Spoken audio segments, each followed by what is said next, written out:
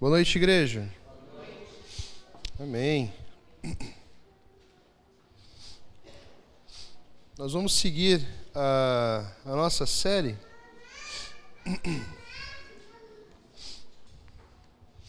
Cheio de criança, amém?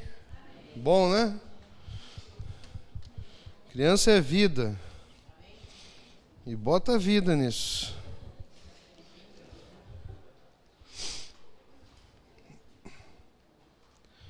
Nós estamos... hoje nós vamos para o segundo episódio da nossa série. O nome da nossa série é Start. E é baseado no livro de Neemias, lá no Antigo Testamento. Então convido você a abrir a sua Bíblia. Lá no livro de Neemias, capítulo de número 2.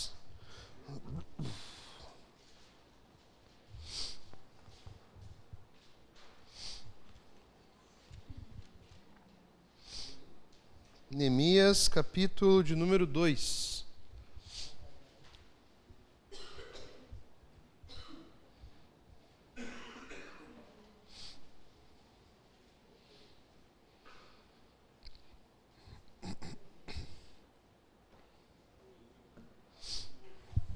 Amém? Convido você a nós estarmos orando mais uma vez. Obrigado, Pai. Obrigado pela oportunidade que Tu nos dá, ó Pai, de estarmos aqui na Tua casa. Receba, ó Deus, os nossos louvores. Receba, ó Deus, a nossa adoração. Te pedimos, ó Deus, que esteja, ó Deus, falando conosco, ó Pai, através de cada detalhe aqui do culto, ó Pai, cada canção, cada oração, cada leitura, Deus, da Tua palavra. Esteja agora, Deus, especialmente no momento da pregação, ó Pai, que Teu Santo Espírito, Deus, possa agir, ó Deus, no nosso meio, Pai, no nosso coração, trazendo a Tua palavra, ó Deus, trazendo a Tua vontade para as nossas vidas, ó Pai. Em nome de Jesus que nós oramos. Amém. Todos abriram? Vamos lá então. Vamos começar ali no verso número 1 do capítulo 2, que diz assim: No mês de Nissan, no 20º ano do reinado do rei Artaxerxes, eu estava servindo vinho ao rei. Nunca eu tinha estado triste em sua presença. O rei me perguntou: Por que está com o rosto tão triste? Você não parece doente? Deve estar profundamente angustiado. Fiquei com muito medo, mas respondi: Que o rei viva para sempre. Como o meu rosto não pareceria triste, a cidade onde estão sepultados meus antepassados está em ruínas, e suas portas foram destruídas pelo fogo. O que você deseja que eu faça? Perguntou o rei. Depois de orar ao Deus dos céus, respondi: Se lhe parecer bem, se o rei for favorável a mim, seu servo, peço que me envie ajudar para reconstruir a cidade onde meus antepassados estão sepultados. O rei, com a rainha sentada ao seu lado, perguntou: Quanto tempo você ficará ausente? Quando voltará? Respondi ao rei: Quanto tempo ficaria ausente? E ele atendeu a meu pedido. Disse também: Se lhe parecer bem, gostaria que o rei me desse cartas para levar aos governadores da província a oeste do rio Eufrates, com instruções para que eles permitam que eu viaje em segurança por seus territórios até chegar a Judá. Peço ainda que o rei me dê uma carta para levar a Asaf, administrador da floresta real, com instruções para que me forneça madeira. Precisarei desse material para as vigas das portas da fortaleza junto ao templo, para o muro da cidade e para minha própria casa. O rei atendeu a esses pedidos, pois a bondosa mão de Deus estava sobre mim. Fui aos governadores da província a oeste do rio Eufrates e lhes entreguei as cartas do rei. Além disso, o rei enviou oficiais do exército e cavaleiros para me protegerem. Mas quando Sambalate, o horonita, Tobias, o oficial amonita, souberam de minha chegada, ficaram muito irritados, porque alguém veio promover o bem dos israelitas. Amém? Bom, semana passada nós estudamos o primeiro capítulo do livro de Neemias. Para você ter uma ideia, você que não acompanhou a primeira mensagem, semana passada nós falamos sobre esse contexto da missão de Neemias. Neemias aqui tinha um grande desafio, uma grande missão, que era reconstruir os muros de Jerusalém. Os muros estavam numa situação aqui bem difícil, ou seja, não havia muro, a cidade estava desprotegida, o povo estava numa situação muito ruim, existia uma calamidade lá. Lembre-se que o povo ficou exilado da Babilônia 70 anos e o povo está regressando. O remanescente aqui do povo de Israel que suportou a Babilônia, suportou também ali os persas, né, suportou aquela pressão cultural para mudar a identidade deles, sem falar, né, a questão física também. Eles estavam retornando para reconstruir a cidade de Jerusalém, o templo, a muralha. E o objetivo aqui de Neemias, como nós vimos semana passada, ele sentiu um chamado de Deus aqui para ser um líder nessa reconstrução do muro. As coisas não estavam indo muito bem lá.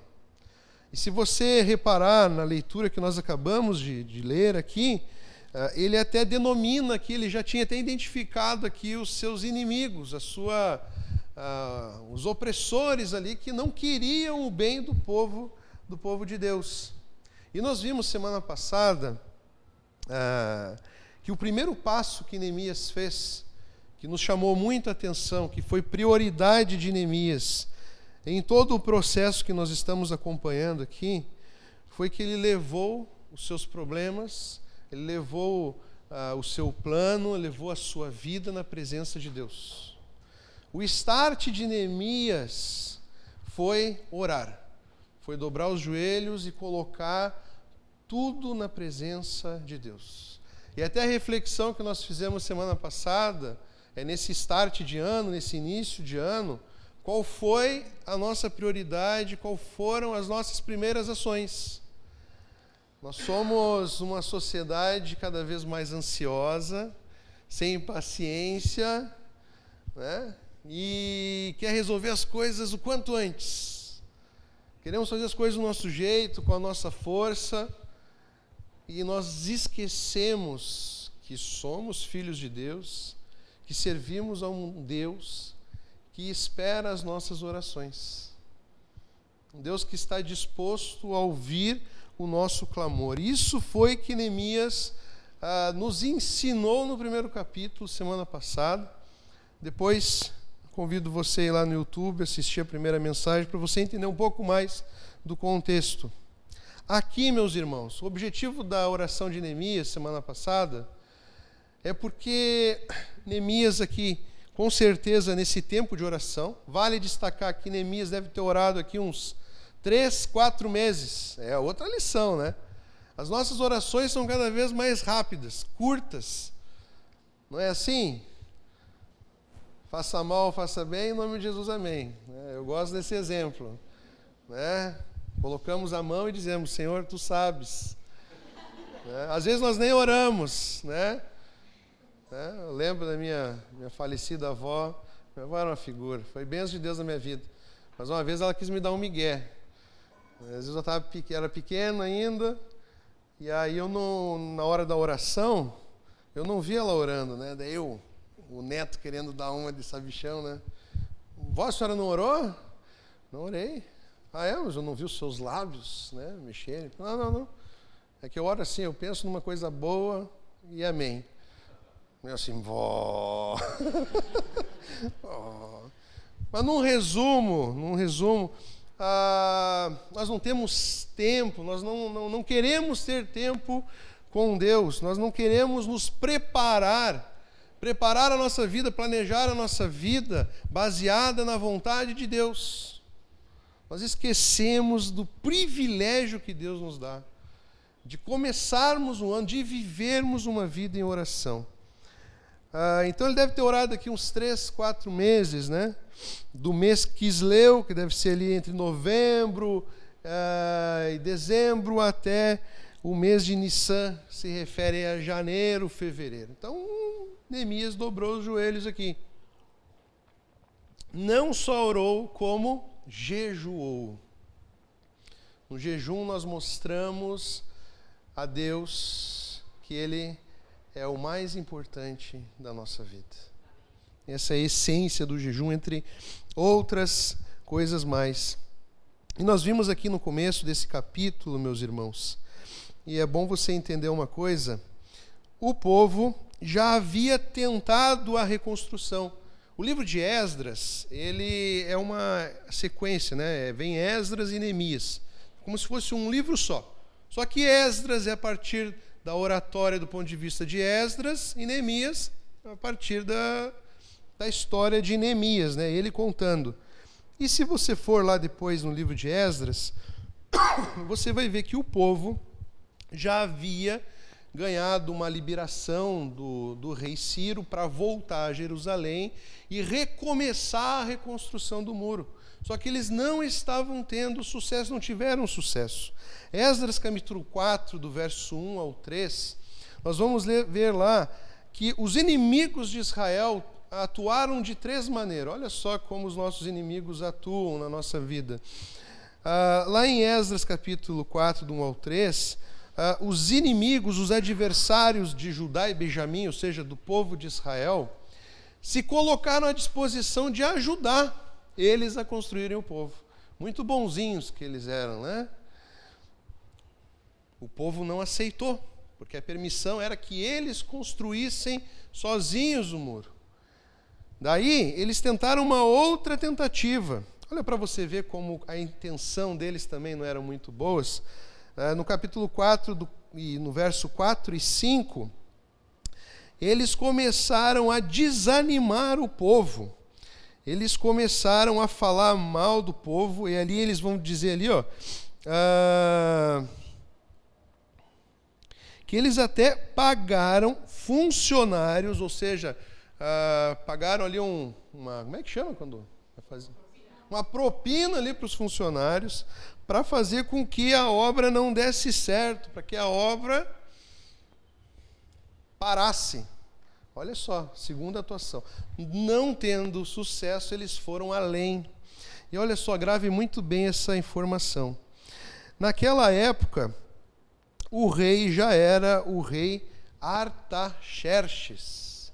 E eles fizeram uma carta e enviaram para o rei, pedindo ao rei que parasse aquela construção.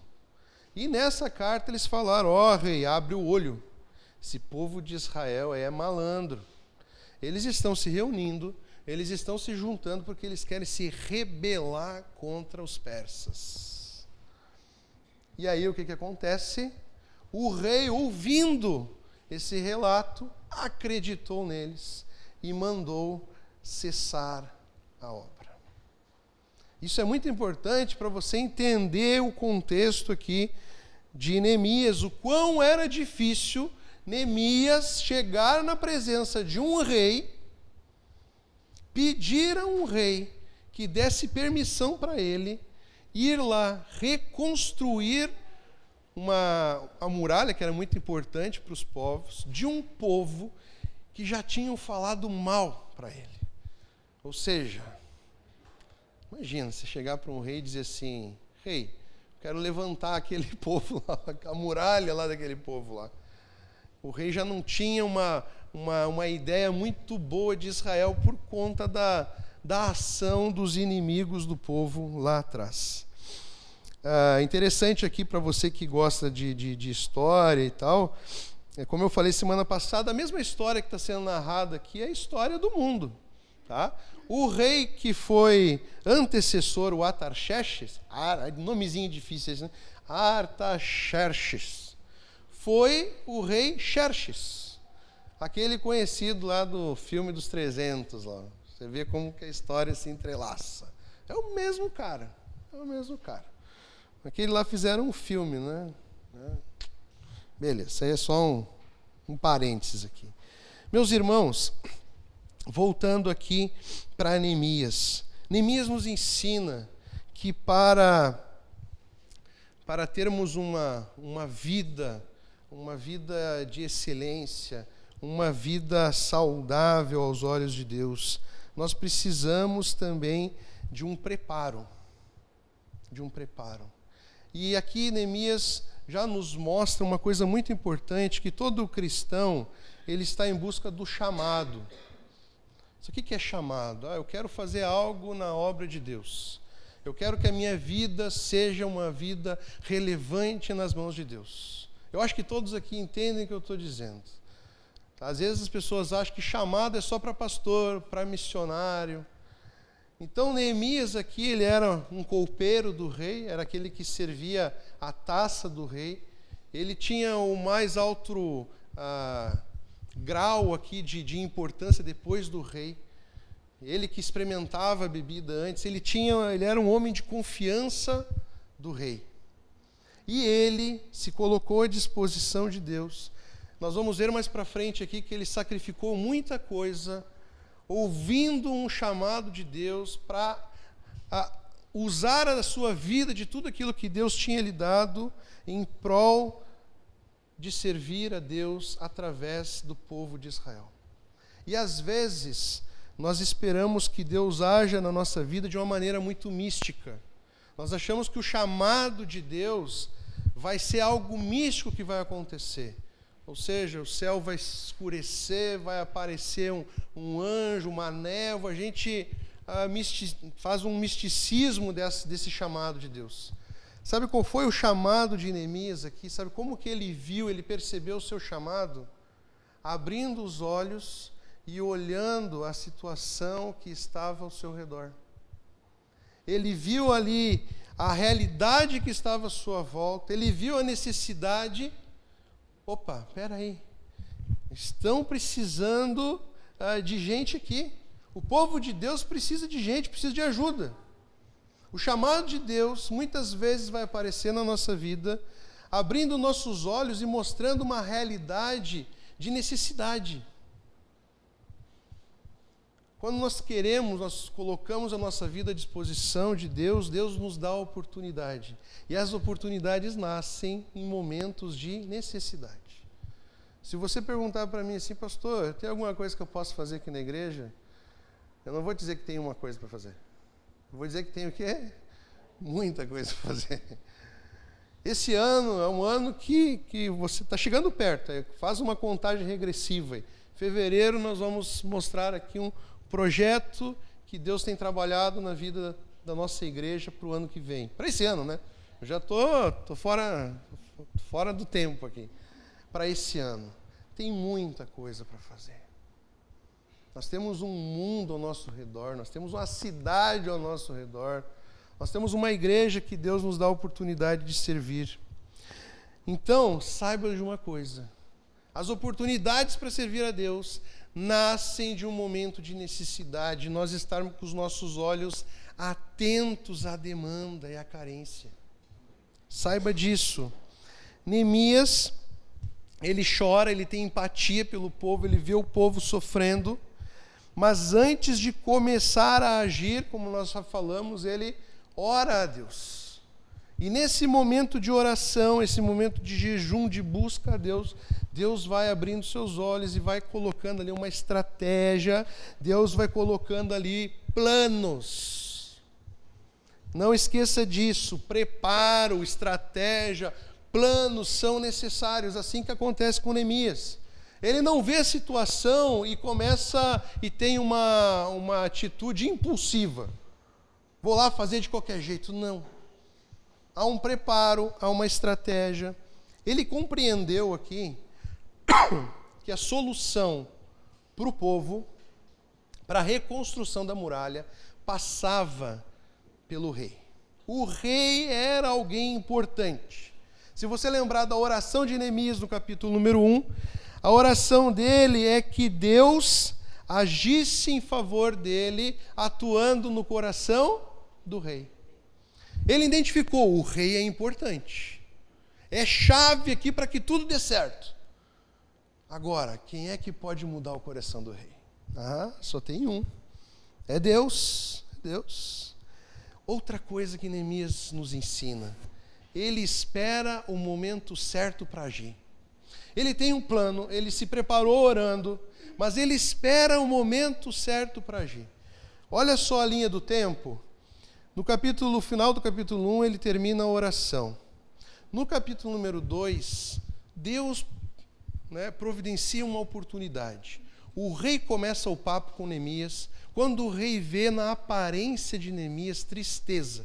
O semblante de Neemias não era o mesmo. E até o rei vê, você está tão abatido, e não é doença isso aí, cara. E aí, se você olhar ali, o Neemias ficou alegre do rei perceber isso? Ficou com muito medo. Porque, gente, a gente está falando de reino. Você já deve ter visto algum filme, lido a história, entendeu? Não é à toa que tinha um copeiro. Por que tinha um copeiro? Porque muitos reis eram alvo de golpes, de assassinato. Pelo que eu li na história até do próprio Artaxerxes, lá na frente, que a Bíblia não vai contar essa história, ele foi morto através de um cálice envenenado. Então era algo muito comum. Então o Neemias ficou assim, rapaz, o cara percebeu que eu não estou legal, será que ele não está pensando bobagem na cabeça dele? Então ele ficou com medo, ficou apavorado, eu também ficaria apavorado. Mas o rei, ele começa um assunto ali com ele, e Neemias expõe para o rei qual era o seu problema, qual era a sua dor. E aí, meus irmãos, o rei fala para ele lá no verso número 4, o que você deseja que eu faça? Se você olhar o comecinho ali, a sequência do 4, Neemias respondeu de prontidão o que ele queria que o rei fizesse? Como é que segue a frase ali? Depois de orar ao Deus dos céus, eu respondi. Vocês viram que Neemias tinha na oração uma intimidade com Deus. Fazia parte da sua vida levar tudo na presença de Deus. A resposta de Neemias não foi imediata. Antes de responder, eu vou orar. E aí, ele tem a oração, ele tem o seu momento de oração. Ó Deus, deu certo. Isso não está na Bíblia, eu fico imaginando Neemias lá, na intimidade dele com Deus. Quando você tem algo, uma resposta de oração respondida por Deus, você não fica feliz e alegre? Pô, eu fico louco da vida, cara. Eu fico imaginando Neemias, Deus, o Senhor é fera, hein?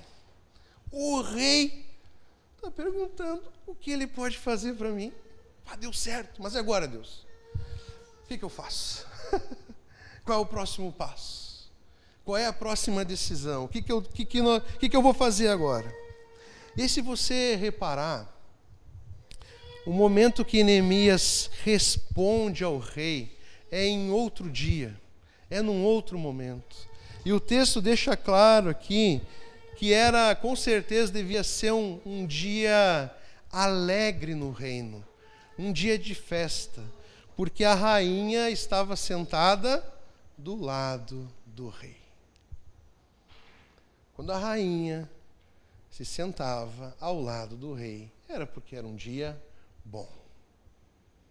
Meus irmãos, nós temos muitas vezes decisões a serem tomadas, queremos agir, mas nós precisamos agir no momento certo. Deus nos dá sabedoria até para sabermos o momento em que nós devemos agir. E eu coloco isso até nas coisas simples do nosso dia a dia. Sabe quando você que é casado, homens, vocês vão entender muito bem o que eu vou dizer agora. Sabe quando vocês querem tratar um assunto delicado com a esposa de vocês? Eu vou dar uma dica aqui valiosa para vocês. Escolha o momento certo. Mulheres, a mesma coisa. Tem algo delicado para ser trabalhado dentro de casa, dentro do casamento. Assuntos importantes para serem lidados, ou até mesmo um confronto. Algo sério a ser resolvido, escolha o momento certo.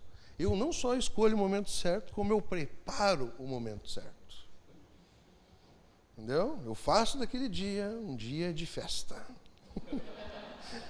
Entendeu? Entendeu? Um dia, olha lá, descobriu o meu segredo. Dia de festa. Se você escolher o momento certo para agir nessa situação, por exemplo, você pode só piorar as coisas. Tua esposa já não está bem porque ela está com algum problema, está lidando com alguma situação difícil. As crianças naquela semana não estão bem, ela trabalha e a semana dela foi pesada. Ela está com algum problema, físico, não está bem, mentalmente. Aí você vai lá e pega e derrama ali uma bomba.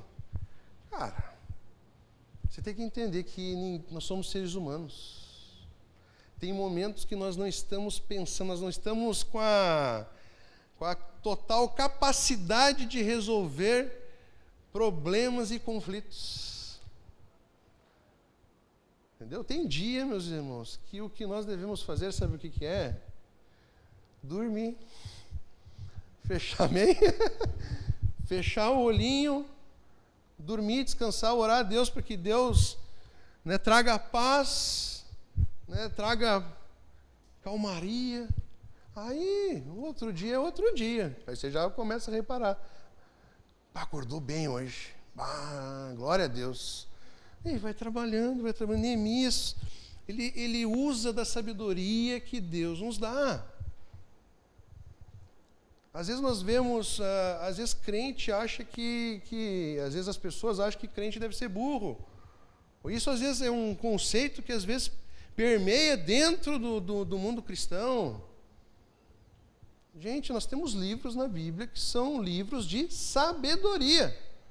Para vocês verem o quanto é importante decisões sábias. E Neemias nos ensina isso. Ele esperou um dia de festa. Ele esperou um dia que a rainha estivesse lá.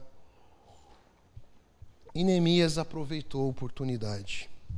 A outra coisa que Neemias nos ensina, e aqui a parte mais confrontadora dessa mensagem dessa noite, que eu quero que você também reflita e preste bem atenção. Neemias, ao chegar ao rei, ao colocar ao rei a sua preocupação, o seu pedido, ao abrir para o rei o seu sentimento, ele está ali sacrificando. Ele está fazendo sacrifícios. O que ele está sacrificando? A sua estabilidade financeira. Com certeza, ele era um cara muito próspero pelo lugar que ele tinha ali naquele reino. Ele está colocando à disposição o seu status como alguém importante dentro do reino, o copeiro do rei. Ele está colocando em risco e sacrificando aqui o seu conforto. Tudo isso ele está sacrificando em prol de reconstruir a cidade dos seus pais, que nem ele fala ali. Em prol de ir lá e ser bênção no reino de Deus. E aí eu te pergunto, mais um ano que se inicia, mais um ano que você faz planos, você faz alvos. O que você está disposto a sacrificar na sua vida para que você seja mais atuante no reino de Deus? Difícil essa, né? O que você está disposto a sacrificar para ser bênção, para ser usado por Deus no seu reino? Nós vimos semana passada que nós temos uma ideia equivocada de como as coisas funcionam no reino de Deus. Nós queremos que Deus, na sua majestade, no seu poder e na sua glória, deixe o seu reino de lado e foque somente em nós. Deus, vem e faça isso por mim. Como se Deus fosse o nosso servo, como se Deus fosse o nosso poço mágico. Nós queremos que Deus mova todas as barreiras que se encontram na nossa vida em prol dos nossos desejos, em prol dos nossos sonhos, em prol das nossas vaidades, em prol dos nossos confortos. Uma forma de nós vermos aonde está o nosso coração, se o nosso coração está nas coisas desse mundo ou estão no reino de Deus, é o teor da nossa listinha e dos alvos para esse ano. O que nós estamos almejando conquistar nesse ano são coisas egoístas, são coisas que dizem respeito só a nós, no máximo a nossa família, são coisas que nem precisamos, são luxos, são vaidades, ou são pedidos e planos para que Deus nos coloque no seu reino e no plano que Ele tem para esse mundo. Onde é que está o nosso coração quando nós fazemos as nossas listinhas? Estamos dispostos a sacrificar uma promoção para ter mais tempo no reino de Deus? Não que isso vá acontecer, mas estamos dispostos a isso? Pelo que nós vemos na história de Neemias, ele não perdeu nada. Mas ele colocou ali. Se for necessário eu perder tudo que eu tenho para ir ser bênção no reino de Deus, lá na construção daquele muro, está aqui, Deus. O que nós vemos muito hoje em dia, eu quero que você preste atenção nisso. Às vezes nós sacrificamos Jesus na nossa vida para ir em busca dos nossos sonhos. A gente faz o contrário. Neemias nos ensina a sacrificar aquilo que nós possuímos em prol de conquistar o reino de Deus, ser bênção no reino de Deus. E às vezes nós fazemos o contrário. Nós sacrificamos Jesus na nossa vida.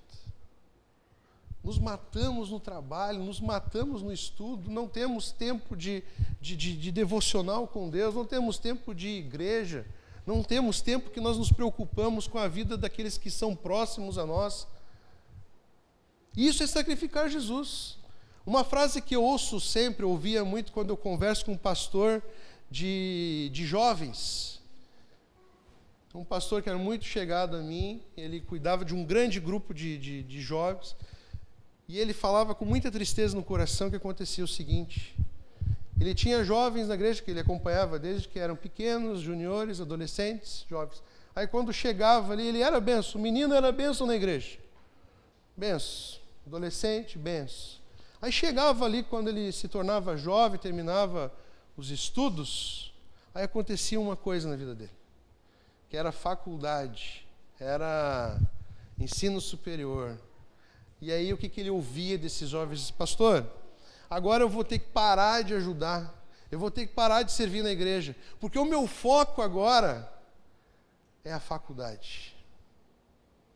E ele dizia com muita tristeza que não era uma história, eram várias histórias.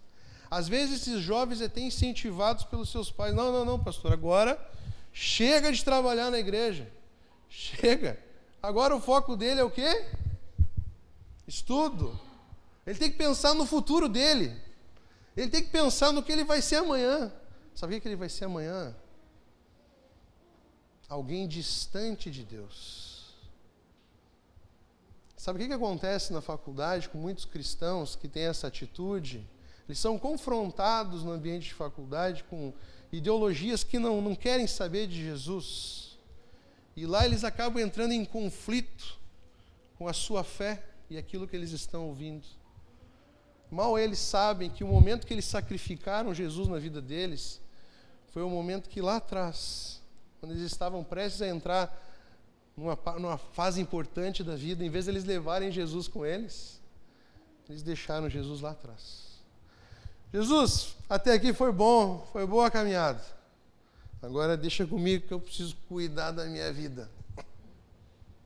Eu preciso cuidar do meu futuro. E aí o que acontece lá na frente, meus irmãos? Jesus faz muita falta na nossa vida. Jesus faz muita falta na nossa vida.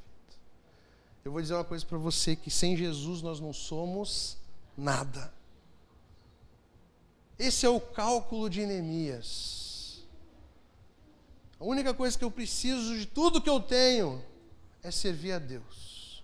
E tudo que Deus me deu foi dado por Ele, então pertence a Ele. Então eu vou servir a Ele com aquilo que eu tenho, com a posição em que eu estou. Meus irmãos, nós queremos muito. As músicas gospels hoje em dia, o tema delas, que mais tem nelas, é vitória e sonho. O que eu mais ouço às vezes nessas músicas que estouram é me dá vitória.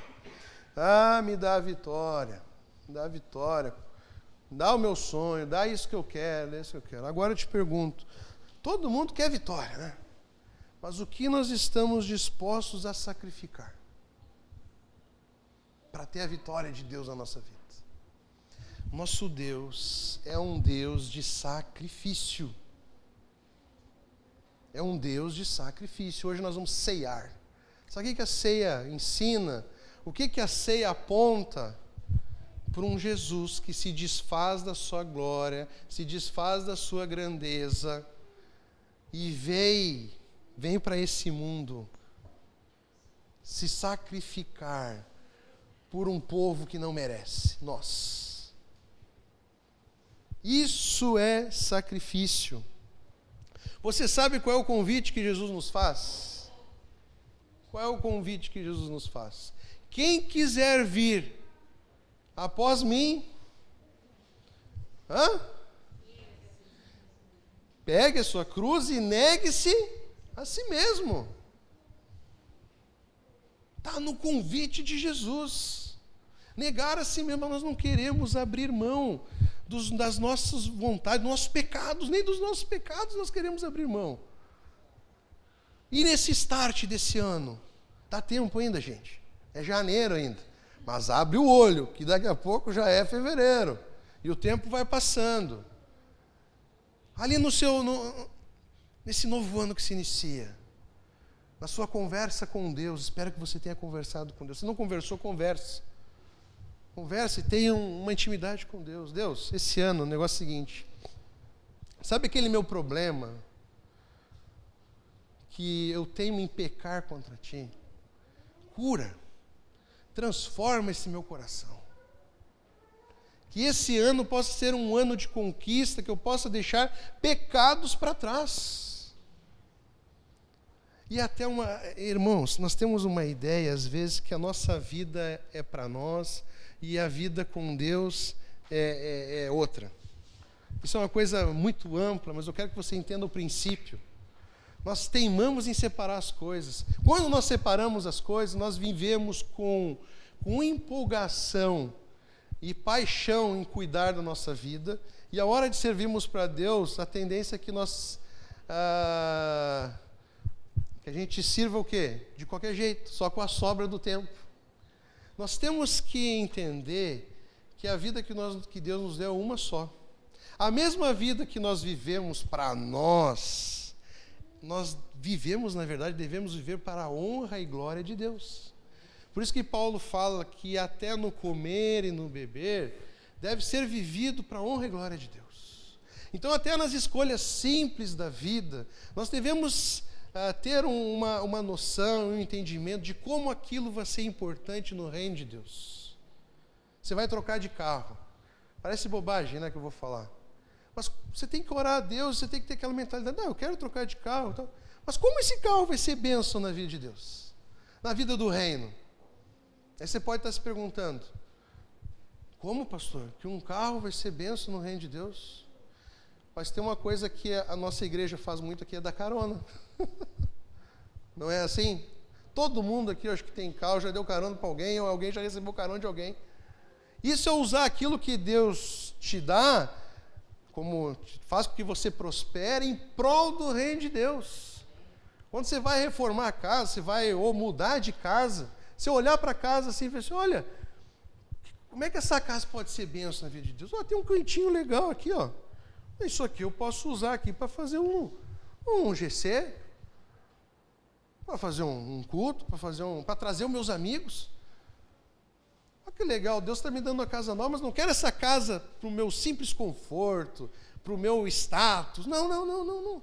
Como que eu posso usar a casa que Deus me deu para o reino dele? Você está entendendo o que eu quero dizer? Isso em tudo na nossa vida.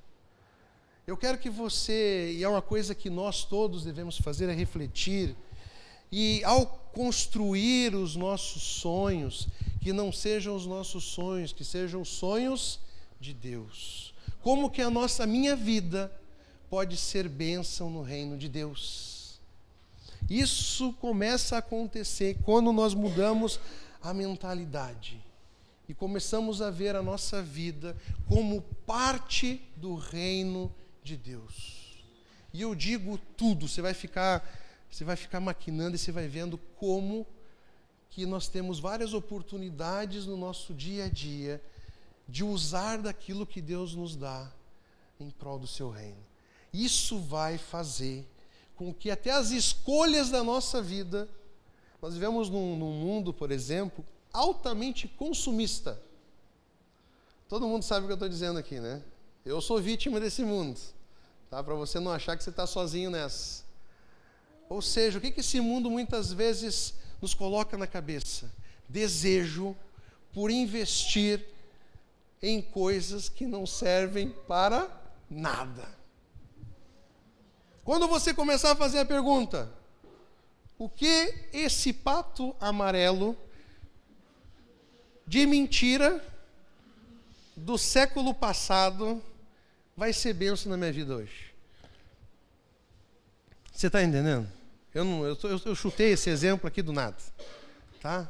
Chutei do nada. Mas algo que eu coloco intimamente para vocês, e eu não estou dizendo que isso é errado, tá? Mas para mim não estava fazendo mais sentido. Eu sou uma pessoa que gosta de colecionar coisa antiga, gosto de coisa antiga. Só que tinha uma época que aquilo ali estava virando um vício, que eu estava colocando um dinheirinho que era importante para outras coisas, ali numa máquina de fotografia que nem funcionava mais, mas ficava bonita na minha prateleira. Eu comecei a repensar. Eu acho que isso aqui não está sendo muita benção. Talvez se eu pegar esse dinheiro e investir na obra do reino de Deus, ou seja, na igreja, ajudando alguém, ou adquirindo alguma coisa que realmente vai ser útil para mim, para minha família, ou para as pessoas que estão ao meu redor. Você entendeu o que eu quero dizer? Neemias faz isso. O sacrificar dele é dizer assim, Deus, tudo isso que eu tenho não é essencial para mim. Foi tu que deste, tu pode tirar a hora que você quiser. Mas se tu me deste, é porque é importante. Aonde você está, meu irmão, não menospreze o lugar que você vive, nem o lugar que você trabalha. Eu sei que tem várias coisas importantes no seu ambiente de trabalho. O seu trabalho é importante para o seu sustento. Talvez para você seja a coisa mais importante do seu trabalho. O seu trabalho é importante para a sua vida social. O seu trabalho é importante... Por que mais é importante o trabalho? Para o homem ficar digno, né? Mas eu vou te dizer uma coisa mais. Sabe qual é a coisa mais importante do seu lugar, do seu trabalho? É que no seu trabalho você está a serviço de Deus. Essa é a coisa mais importante do seu trabalho. No lugar que você trabalha, você está lidando com pessoas. Você está interagindo com pessoas. E ali você tem oportunidade de falar sobre Jesus. E estar fazendo parte a serviço do reino de Deus. Amém? Nós já estamos terminando, fique tranquilo. Outra coisa que Neemias mostra e nos ensina é que nós devemos ser leais. Você reparou na saudação que ele faz ao rei? Viva o rei para sempre. Entenda uma coisa, fidelidade é uma marca dos homens que são usados por Deus.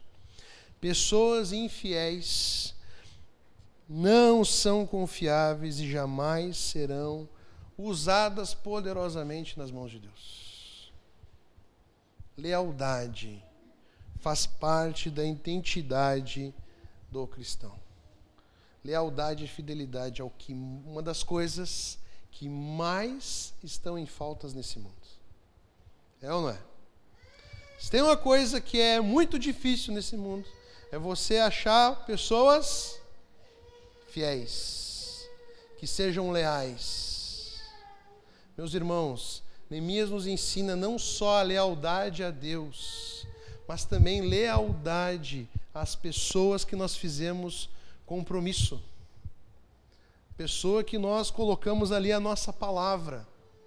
Neemias fez questão de dizer para o rei e mostrar para o rei que ele não estava fazendo um plano, ele não estava fazendo uma trapaça, que ele estava em todo momento sendo leal ao rei. Entenda isso. Entenda isso. E a outra coisa que Neemias nos ensina, já terminando, que Neemias nos ensina a ter tato. Vocês lembram qual era a imagem de Jerusalém para o rei? Se o rei ouvisse a palavra Jerusalém, o que o rei ia falar? Ia para Jerusalém, eu lembro desse nome. É o lugar lá, o povo lá, que me mandaram até um decreto lá dizendo que esse povo é revolucionário. Eles querem me aplicar um golpe. Você reparou que em nenhum momento Neemias usa do nome Jerusalém para falar com o rei? Neemias é muito inteligente aqui. Ele usa de algo que é muito importante para os persas. Ele usa ali a memória dos ancestrais. Rei, tu permites que eu vá lá agir, levantar uma muralha lá no lugar onde meus antepassados morreram? Ele conhecia o povo persa, sabia aquilo que era importante para os persas. Depois o rei viu que era Jerusalém, sabia, tal, mas o jeito que Neemias colocou a situação, que Neemias mostra aqui um tato com a situação, um jeito de lidar com as coisas. Aí fica até assim, como eu falei da família, se todo ano, sabe de uma coisa que você vai ter nesse ano, você vai ter problema, tá? Amém? Ninguém, são corajosos. Não, mas a nossa vida é assim, meus irmãos, é resolver o problema. Não adianta. Quer que eu minta para você e diga assim, vou profetizar que não vai ter problema? Não. Isso é mentira. Saiba de uma coisa, você vai ter problemas. Peça a Deus, e Tiago vai dizer que Deus dá deliberadamente sabedoria para lidar com os problemas. Neemias aqui mostra jeito, tato, sabe conversar, entendeu? Não é tomado pela ira, não é tomado pela raiva. Entendeu? Ele entende aqui com quem que ele está falando, ele entende a situação, ele se planeja, ele mostra aqui o conhecimento, ele está pronto, está preparado. Talvez você esteja orando para Deus por alguma oportunidade na tua vida esse ano. Isso não é errado. Talvez você esteja orando por um emprego novo. Talvez você esteja orando por uma promoção, para passar em algum lugar. Eu não sei quais são os teus objetivos e que essa tua oração possa ser bênção no reino de Deus. Mas agora que eu te pergunto é o seguinte, você está pedindo tanto uma oportunidade. Quando essa oportunidade surgir, você vai estar preparado? Queremos que Deus faça tudo. Agora o que cabe a nós? Sabe aquela oração de adolescente que está desesperado no colégio? Que ore para que Deus mande conhecimento para a cabeça? Sabe? Ou chega na hora da prova, bota a mão na prova e fala assim: Deus, age. Tenha misericórdia do teu servo, pecador e sofredor. Sabia que uma prova pode mudar a vida de um adolescente? Mas você está preparado, adolescente? Nós não queremos nos preparar. Neemias se preparou. Olha só uns detalhes aqui para você ver como ele se preparou. Ele sabia a relação do rei com o seu próprio povo. Sabia que no pedido de Neemias, ele está pedindo para um rei, mudar o seu próprio decreto. Vocês viram como era uma missão quase impossível aqui, que Deus agiu aqui? Ele está pedindo para um rei abrir mão do seu próprio decreto. Neemias aqui, ele conhecia, se você olhar ali os detalhes, ele pede, se lhe parecer bem, ele pede aqui ajuda, cartas do rei para levar os governadores. Ele já tinha um plano todo desenhado. Ele conhecia até o cara que era responsável por cortar as árvores. Asaf aqui, ó. Ó, rei. E ele é claro, ele é transparente, olha a lealdade. Ele falou lá: eu quero madeiras para a muralha, para o templo e para a minha casa. Ele não fica pensando assim: não, se sobrar uma madeirinha ali eu faço ali. Não. Lealdade, transparência, um homem preparado. Depois ali, ó, ele ganha até o que ele não pediu. O rei disponibiliza ele o quê? Cavaleiros do exército para protegerem Neemias. Nós estamos falando, meus irmãos, e aqui nós já terminamos, nós estamos falando de um Deus que nos ensina a pedir aquilo que precisamos, mas Ele dá além daquilo que precisamos e de que pedimos. Muitas vezes nós vamos experimentar na nossa vida momentos prazerosos, alegres, felizes, onde nós vamos ver ali o dedo de Deus na nossa vida. E para terminar, Neemias mais uma vez nos ensina duas coisas. Ele não deixou em nenhum momento de pedir direção de Deus, mesmo ele sabendo que já precisava fazer. Isso é submissão a Deus. Reconhecer a autoridade de Deus na nossa vida. E outra, ele podia muito bem chegar no final aqui e dizer: como eu sou bom. Eu sou um ótimo líder. Eu sou um ótimo administrador. Mas ele dá todo o tributo aqui a quem? A Deus. Lá no final do verso número 8, ele vai dizer: o rei atendeu a seus pedidos, pois a bondosa mão de Deus estava sobre mim. O meu desejo é que a bondosa mão de Deus esteja sobre a nossa vida. Assim como igreja, assim como família, assim como discípulos de Jesus. Agora entenda que o convite de Deus não é para você executar o seu plano. O convite de Deus é para você fazer parte do plano dele, do reino dele. E o convite dele nos incentiva a ter uma vida de sacrifícios. E esse vai ser a reflexão da ceia também, mas eu quero que você já reflita nisso. Nós vamos cantar uma música agora. Wagner, pode ir vindo.